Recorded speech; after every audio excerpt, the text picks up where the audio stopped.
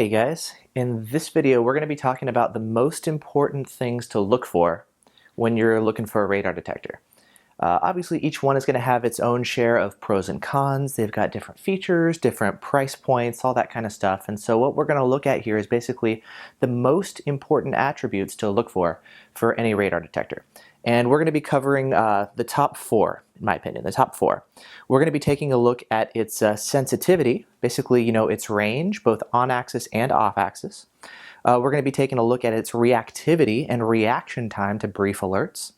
We're going to be talking about the ability to filter out false alerts. And then we're also going to be talking about quality control and reliability of the detectors. In order to help kind of go over the different attributes, I've got a couple different types of detectors here. From left to right, we've got a Valentine 1, we've got an Escort Redline, we've got an Escort Passport Max 2, we've got an Escort Passport, and then a Cobra SPX 7800 BT. So we've got a couple different detectors. They each, of course, have different features, different price points, different capabilities, and so we're going to be using these detectors to actually kind of use them as examples as far as how they compare. So we'll go ahead and start first of all with long distance sensitivity. This is important for a number of reasons. Number one, the farther away you can detect radar, the better. If you're out in the open desert, you can pick up signals, maybe 10 miles, 14 miles away with some of the top tier ones, which may sound crazy. You're like, why do I need to detect a signal that far away? Well, if you're dealing with instant on and maybe there's not much traffic, you're going to want a detector that can pick up a signal a couple miles away, because that may be the only warning you get, because the police officer is sitting there with his radar gun off and he's clocking somebody way ahead of you. And so a sensitive detector may be able to pick up that detection before it's your turn to be clocked. And so long distance range in that area is very important. Additionally, if you're in a situation maybe in the mountains, if you've got hills and trees, a lot of traffic, things like that can actually block and absorb a lot of the radar and significantly cut down on the range. And so maybe you're not looking at 10-mile ranges, maybe you're looking at half-mile range. And in that situation, again, you're going to want every ounce of detection you can get, because again, that can be the difference between detecting a signal and not. And so it's not always necessarily about crazy long detection ranges. Different terrains are certainly going to change things up. There's two types of sensitivities that you're going to want to look at. There's basically on-axis and there's off-axis. On-axis is basically looking at a signal that's going to be coming straight into the detector like this, coming in from the front. Off-axis is going to be a signal coming in kind of at an angle from the side. On-axis is going to be, more important, of course, for straightaways, a signal that's actually being presented to the radar detector from straight in the front. Off-axis is generally going to be more important if you've got some curves, the signal's coming in from the side. And while it's true that a police officer can't clock you from the side, if you're coming perhaps around a bend, you're going to be looking more at the off-axis performance. Maybe if the police officer is sitting off to the side, you're going to want a detector that can actually pick up that signal at an angle. Now, some detectors are going to be better at on-axis, but kind of falter off-axis. So if you look at tests where they show long distance range, that is true, but it may not necessarily be the whole story. And so when you're considering sensitivity, you're going to want to look at both. Now I've got a couple detectors here, and they all kind of have their different strengths, like I mentioned. The Redline here is going to be basically the most sensitive windshield mount detector you can get. It's going to have outstanding on-axis and off-axis performance. It's really great there. The V1 is also going to be very, very good. Not necessarily quite the range of the Redline, but very good on-axis and as well as off-axis. The Max 2, it's actually going to be very similar to some of Escort's older detectors. This has the M4 style antenna in it, and then it was kind of evolved and improved and turned into the M5 design platform for the Max and the Max 2. Now what that means, just talking about the antenna itself, these antennas do better on axis, but they're not as great off axis. And so the same kind of holds true for the Max 2. It's going to do better on axis, not quite as good off axis. And then finally, you've got kind of the lower tier detectors like the Cobras. This is actually Cobra's top of the line series detector, the SPX series. So it's their currently most sensitive, most capable version. And this one has all the bells and whistles like the fancy screen and the Bluetooth and da-da-da-da-da. So basically what you're looking at here, the performance is going to be pretty low. Definitely not in the range of the $400 to $600 detectors, but we would kind of expect that, right? I've done some testing with this guy, and I've actually found situations, real-world situations, where the radar gun can actually clock your speed before the detector even goes off. And that, to me, is completely unacceptable, especially against just a constant on source and a moderately difficult, not the hardest ever, but not the easiest ever. In ideal conditions against constant on, any radar detector can save you. But once conditions start getting a little bit tougher, that's when some of the higher order detectors are really going to start making a difference. And so I've run into some conditions where there's a little bit of rain, some hills, and I was able to actually clock a vehicle before the detector ever went off against constant on, which is insane. So something like that happens, that's just a complete fail. So that's one of the reasons why I don't necessarily recommend the lower tier detectors.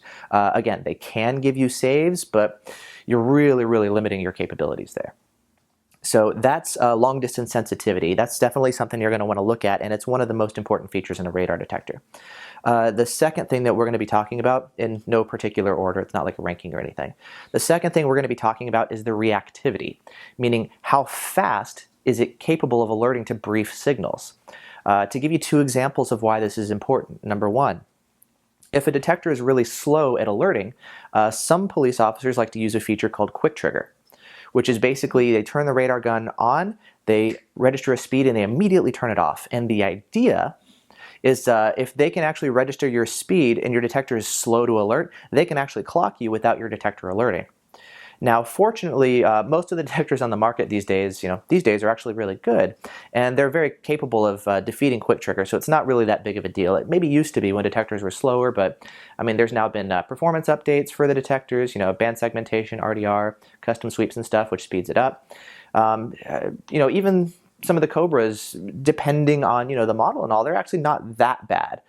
They're of course slower. Like this is actually one of the slowest detectors I've ever tested, but it's still not like too crazy slow. So reactivity is definitely important. The second example of when this would be important is kind of related to the first thing about sensitivity. If you've got a signal way off in the distance, you don't have a very strong, clear, easy to detect signal. Your radar signal may be very intermittent. You've got traffic, you've got trees, you've got stuff that's kind of blocking the signal, and so it's not clearly coming to your detector. It's kind of intermittent, and so the ability to detect not only a weak signal but also a brief signal is therefore going to actually help extend your range and just help improve the odds that you're going to be able to detect radar at a distance. And so for those two reasons, you definitely want a really fast detector. Some of the fastest detectors I've tested are going to be these three right here. You got the V1, the Redline, and the Max 2. Of course, when these guys are properly configured, you'll want to watch my videos on programming the Redline and programming the V1 if you've got these and you want to actually really maximize the performance. Basically look into turning off RDR and enable band segmentation. Same thing with KA guard and custom sweeps. This guy, it has a different back-end platform. It's digital, and so it's actually able to be very fast while still having some of the filters to filter out some of the false alerts, which is actually pretty cool. The M4 platform that's used in the Passport, also used in like the X50 Black, some of the RX65 M4s, the 9500IX, like this platform that they use here, it's used in their smart radar. They use in a ton of different detectors, and it's very, very common. There's been improvements and updates to improve performance. It's been kind of a slower detector historically, but they have actually since updated. Like this one, for example, also has band segmentation and the ability to turn off RDR like the Redline, a very, very great feature. And when you enable that, that's definitely going to be speeding up the performance of the detector. So that's something that you're going to want to look at. And then, of course, you got the Cobras, which not the fastest in the world, but still reasonably good against most situations, But again, not that level. Okay, so that's going to be reaction time. The third thing that you're going to want to look at is going to be its ability to actually filter out false alerts. This is actually one of the biggest complaints about radar detectors, is that it's constantly alerting when there's not actually a legitimate threat. You get tons of false alerts. And because of that, you're going to want a detector that has the ability to filter out false alerts, so it's not alerting if it's not a threat, and it is alerting when there is a threat, right? That's kind of the ideal. Some of the false alerts are pretty tough to deal with. There's no detector on the market that's going to give you complete, total prevention of false alerts. None. It's really easier said than done, but engineering behind that is actually pretty tough. Now, there's a couple different ways of filtering out false alerts. One really common way is actually using GPS, and you're going to say, okay, to filter out stationary false alerts, such as grocery stores or drugstores or speed signs, if you see the same signal, the same frequency in the same location, I want you to learn this signal and then automatically mute it and lock it out every time you pass it. Escort has this feature actually built into some of their detectors, like the Max 2 has GPS and it has lockouts built in. Some detectors are actually going to require a phone where it uses your phone's GPS, and then you're going to have to actually manually say, this is a false, I know that. This is the case with Redline, and with the Passport, you're going to have to, again, use your phone and you manually lock those signals out. If you pair your V1 with an Android phone and you run Ya V1, the free app, the app can actually automatically, like this guy, learn your false alerts and automatically lock them out. And then if you run into like a new alert, a new threat that's not the one that's been locked out, it'll alert to one that's not locked out. So quiet the falses, alert to real. That's the goal. So you do have that option in a variety of different ways of implementing it. Some of the less expensive detectors do not have that capability whatsoever due to patent issues or cost or whatever. And so that's actually a huge, huge feature, is the ability to, if you're going to pass, you drive the same way to work every day or whatever, you don't want to get alerted to the same falses every time. So having the ability to filter those out is really important. Another really good example is cars that have blind spot monitoring systems. A lot of those are actually radar based, and some of them actually look very, very similar to police radar. And so you're going to want a detector that's actually able to filter those out. Again, some detectors are better than others, and some of the filters are also going to lead to a performance penalty by filtering those out. And so you're going to want something that can filter them out but doesn't have too much of a performance penalty. Because, if your detector is constantly crying wolf, you're just going to ignore it. So you have to get that balance between performance and filtering. And so what you're looking at, you've got features like on the V1, you've got a whole variety of different ways of filtering it. Again, check out my video on how to quiet down the V1 for a lot more detail on that one. But basically, one of the main features is their new Junk K fighter that's available.